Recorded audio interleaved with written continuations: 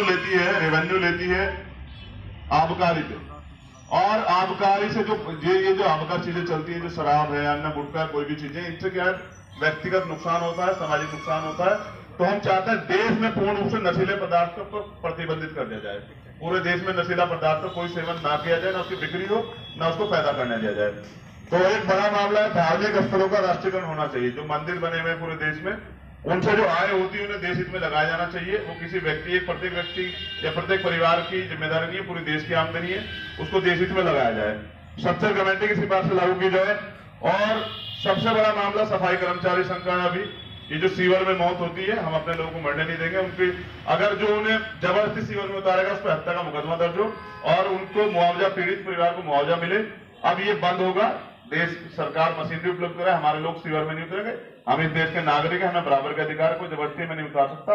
जो ठेकेदारी प्रथा चल रही है उसको भी खत्म कराने के लिए हम लोग काम करेंगे। एक बड़ा मामला है, आपको समझना पड़ेगा, देश के कमजोर वर्ग को असला नहीं प्रोवाइड किया जाएगा। उनको लाइसेंस देने के लिए जो नियम है वो बड़ा मजबूती से जो है उसको इतना मजबूत कर देगा कि आम आदमी, गरीब आदमी असला ले ही नहीं सकता, उसको लाइसेंस नहीं मिलेगा।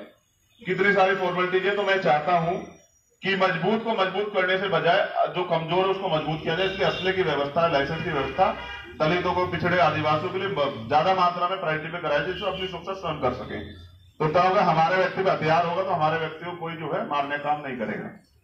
सबसे बड़ी बात, अभी हमारे जेएनयू के प्रेसिडेंट कह रहे थे कि बार बार सुप्रीम कोर्ट से हमारे खिलाफ जो है इस तरह के फैसले आते हैं।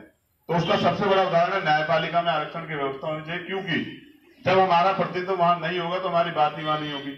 तो हमें स्वर्ण जो जज वहां बैठे, जिनका एक ही तरह के लोगों को कब्जा है, हम उस कब्जे के खिलाफ है। कोलोजियम खत्म हो, judiciary service commission, world judicial service commission बनाया जाए। नियुक्तियां के लिए टेस्ट हो, टेस्ट के बाद जो है जो भी सब लोगों को मौका मिले कि सबके हक की बात हो, क्योंकि ये गलत है। न्यायपालिका में आरक्षण के लिए हम लोग मांग करते हैं।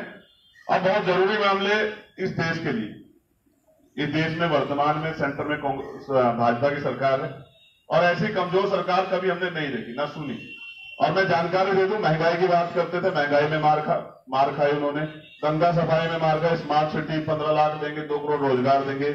जीएसटी की बात हो, राफेल का मामला हो, राफेल के तो देखो कागजात, गोपनीय कागजात चोरी हो गए।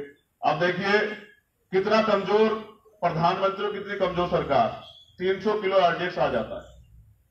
अखलाक के घर पे 500 ग्राम बीफ जो है उसके फ्रिज में रखा है, ये नहीं पता है। लेकिन 300 किलो आरडीएक्स आ जाता है, ये इनको पता नहीं है।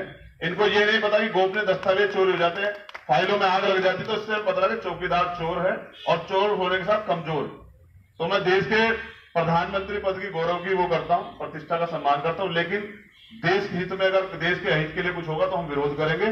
तो ऐसा कमजोर प्रधानमंत्री हमें नहीं चाहिए। हमने भीम आर्मी ने तय किया कि जहां से माननीय मोदी जी चुनाव लड़ेंगे, अगर वो यूपी की धरती चुनाव लड़ेंगे, तो इस पवित्र धरती पे वो जहां चुनाव लड़ेंगे वहां भीम आर्मी उनके सामने कैंडिडेट उतारेगी और उनको लोकसभा में जाने से रोकने का काम करेगी। क्योंकि हम नहीं चाहते ऐसा कमजोर प्रधानमंत्री, ऐसा कमजोर सांसद लोकसभा में जाए। तो ये उनके प्रधानमंत्री का कैंडिडेट है, इनको हम लोकसभा में नहीं जाने देंगे। तो ये बड़ा मामला है। भीम आर्मी संविधान की रक्षा के लिए निर्माण हुआ था। संविधान की को खत्म करने का काम भाजपा सरकार करे, तो मोदी जी की जरूरत हमें लोकसभा में नहीं है। एक और बड़ा मामला, स्मृति ईरानी जी, जिन्होंने हमारे भाई रोहित वेमुला की हत्या कराई। आज महिला सशक्तिकरण दिवस पे, अंतर्राष्ट्रीय महिला दिवस पे हमने यह भी तय किया कि जिन्होंने हमारे भाई की हत्या कराई उनको भी हम लोकसभा में जाने नहीं देंगे। स्मृति ईरानी जी जहां लड़ेंगी, अगर वो ऐसी जगह लड़ती है जहां पहले से कोई मजबूत कैंडिडेट, तो उसको हम लोग सपोर्ट करेंगे। क्योंकि स्मृति ईरानी, जिसकी वजह से हमारे भाई की हत्या रोहित वेमुला की, जिसने हमें लड़ना सिखाया, उसके हत्यारे को हम लोग लोकसभा में जाने नहीं देंगे। ये भीम आर्मी ने तय किया है। दूसरी बात, यहां एक गठबंधन हुआ यूपी में, हमने अपने उसमें दिया था कि यूपी गठबंधन पर भी हम लोग बात रखेंगे।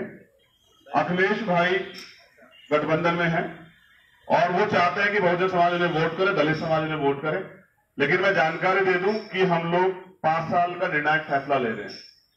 तो प्रमोशन में जो आरक्षण का जो बिल है, हमारे अधिकारी कर्मचारियों का जो बिल है, वो लोकसभा में उनके सांसद द्वारा फाड़ा गया था, जसवीर द्वारा, नगीना से जो एमपी थे।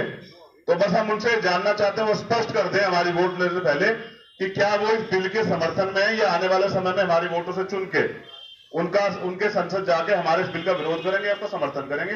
ये हम उनकी तरफ से जानना चाहते हैं। क्योंकि हम वोट का अधिकार बाबा साहब ने हमें लड़ने के लिए दिया, गुलामी से मुक्ति के लिए दिया। इसको हम किसी को ऐसे नहीं देंगे। हम उससे सवाल करेंगे, सवाल करना हमारा अधिकार है संविधान में। तो हम अखिलेश भाई से पूछना चाहते हैं, वो बताए, स्पष्ट कर दें कि वो हमारे बिल के साथ है, हमारे अधिकारी कर्मचारियों के साथ है, क्योंकि 58,000 डिमोशन किए उन्होंने। सबसे पहले उन्होंने सुप्रीम कोर्ट का आदेश लागू किया। तो हम उनसे जानना चाहते हैं, हमारे लोग साथ खड़े हैं, वो इस पे जो उन्होंने किया उस पर उन्हें गिलानी है या नहीं।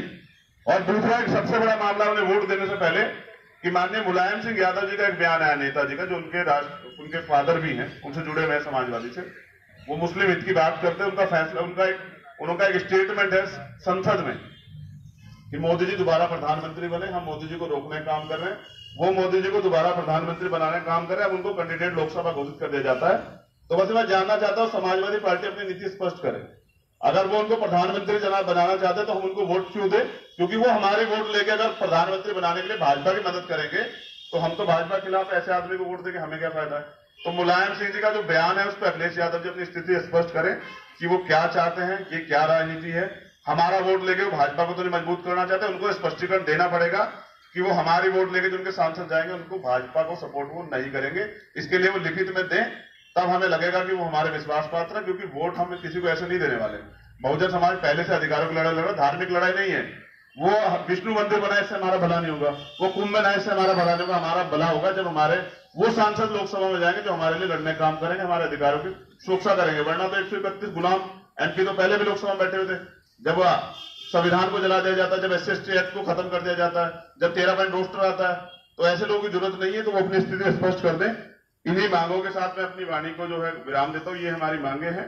और 11 से 15 मार्च ये जो बहुजन अधिकार सुरक्षा रैली जो हम लोग निकाल रहे हैं, ये मार्च है। पूरे देश में एक भव्य जो है और बड़ा ऐतिहासिक जो है मार्च होगा। और मार्च के साथ दिल्ली में, मैंने जैसा बताया कि अगर दिल्ली हमारे काम की नहीं, दिल्ली को हम चलने नहीं देंगे, तो हम लोग 15 मार्च को आ रहे हैं। आप सब साथियों का स्वागत है, आप लोग आए और पूरी दुनिया को दिखाएं कि भीम आर्मी और बहुजन समाज अब अपने अधिकारों के लिए चुप नहीं रहेगा। हम लड़ना जानते हैं, मोदी सरकार को ललकारने आ रहे हैं और ये बताने कि हम आपके ताबूत में आखिरी कील ठोकने के लिए आ रहे हैं। आप पूरा प्रयास करो, आपके पास संसाधन है, सब चीजें हैं।